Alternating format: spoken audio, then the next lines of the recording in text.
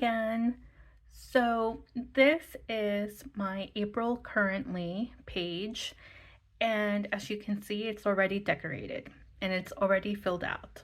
And the reason that is because I started recording my decoration, and I found myself really struggling with it.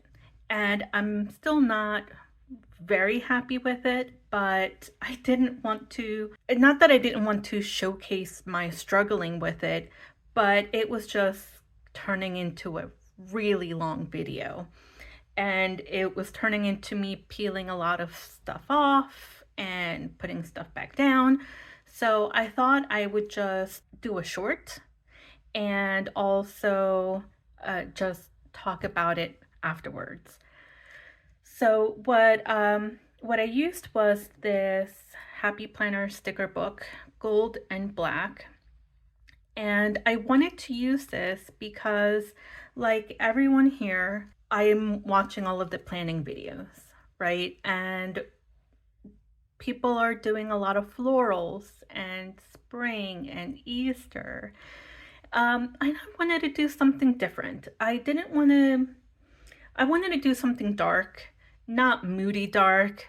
I wanted to do something darker, but still have something very pleasant about it. So this sticker book had these beautiful black and white florals that I thought was perfect. And then I added some solid black washi tape horizontally, and this very skinny black washi tape with the little diamonds in there. So this is what came out. I'm going to zoom in and we can talk about what I wrote in here. Hey, it's editing me. I'm pausing the video here because I want to explain why this image looks really funny. When I zoomed in to my page, it threw off my color balance. And in editing, I tried to color correct, and I'm not a professional video editor, so I did the best I could. And now my image looks very contrasty, but it's as accurate to true life as I could get it. I hope it's not too distracting. And yeah, onto the video. So for my top left box, this is my priority box, and this is what I am making a priority for the month of April.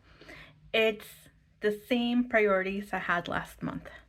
It'll probably be the same priorities going forward for most months. But I'm just being honest with my priorities, and these are what my priorities are. One of them is to do research.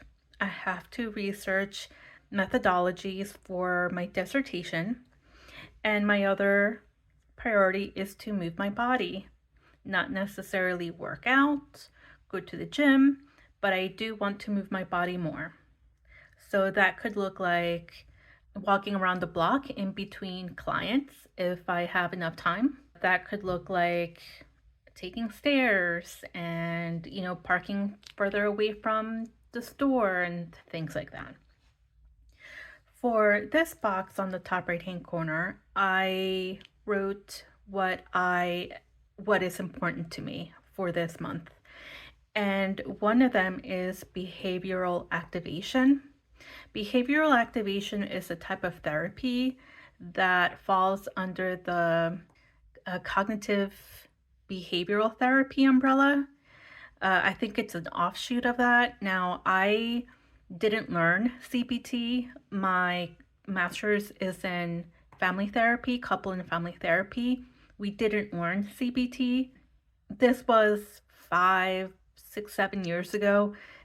Maybe they're incorporating it into their curriculum now. I don't know. But we did a very brief overview of CBT when I was in school, and we didn't dive in because they considered it very individualistic and not very systemic. So, all of that to say that I might not understand what behavioral activation is therapeutically, but I know what it means to me, which is that sometimes I may not be able to think myself into doing things like doing my research and writing progress notes in a more timely manner.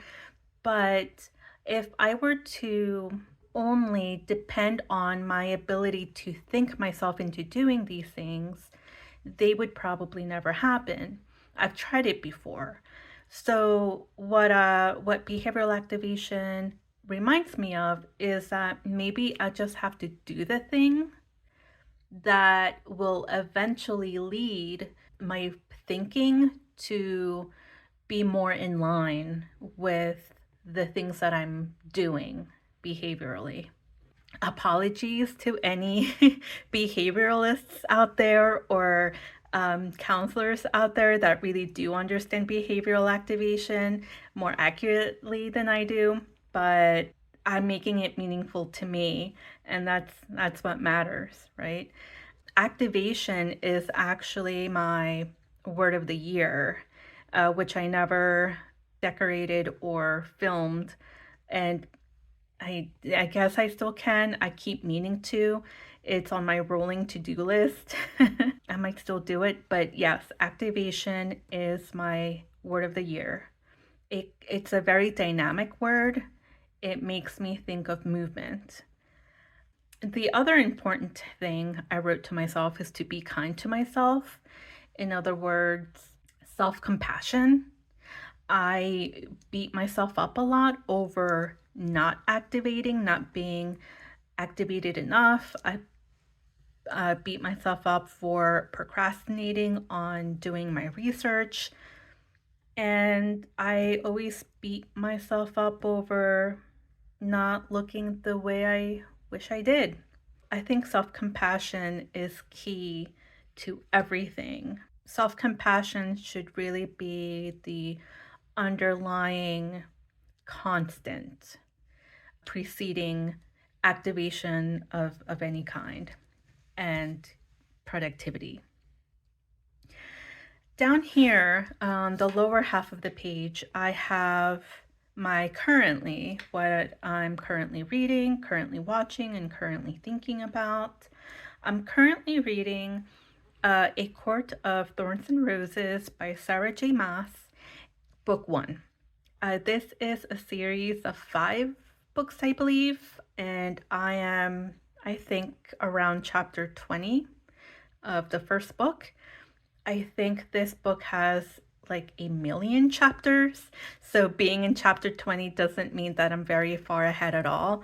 I'm probably a quarter in or less than of a quarter into the book, and so far I like it. It's a fantasy series, could probably border on paranormal romance, perhaps, but I think it's mostly considered fantasy.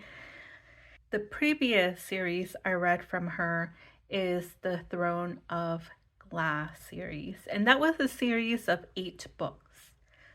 And I read all 8 in under a month, maybe a month, but I read through them so quickly.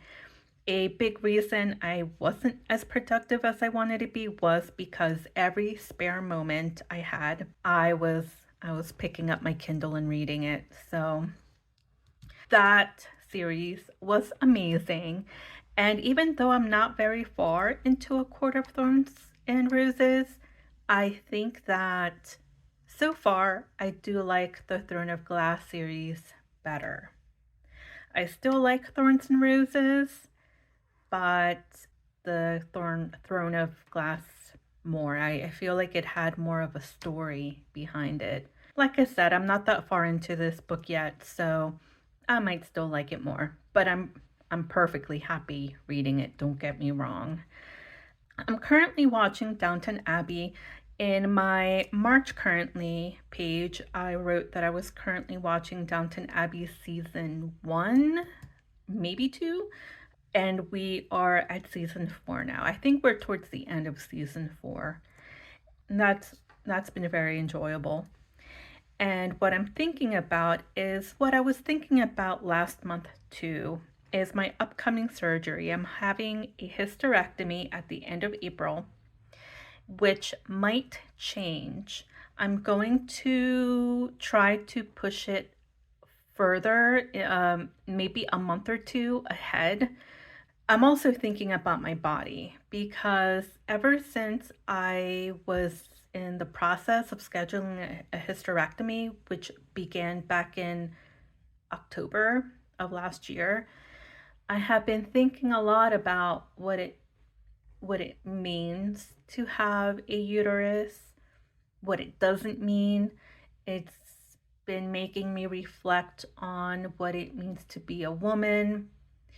Uteruses and other body parts like that are very strongly associated with being a woman. Rationally, I know that that is not always the case. I don't think our body parts make us anything. I don't think they make us any gender. Our gender is what we feel we are, right? But culturally, there is a very strong association between our body parts and our gender.